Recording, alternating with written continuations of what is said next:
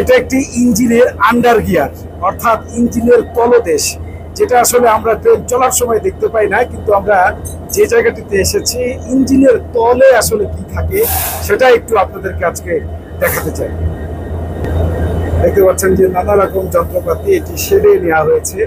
এবং সেটিকে আসলে এখন যাত্রা করার আগে এটিকে পরীক্ষা নিরীক্ষা করা হচ্ছে যে এটি আসলে ঠিক আছে কিনা, এবং সেটি ইঞ্জিনের যে আন্ডার গিয়ার, সেই আমরাও ইঞ্জিনের আন্ডার গিয়ারে এসেছি এবং আপনাদেরকে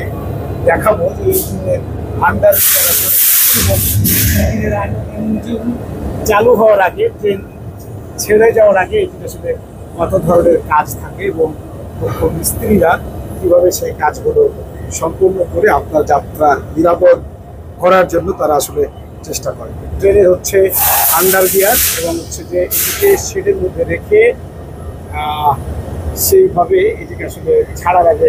পরীক্ষা নিরীক্ষা করা হচ্ছে। দেখতে পাচ্ছেন এক্সক্লুসিভ ভিডিও ট্রেনের ইঞ্জিনের আন্ডার গিয়ার।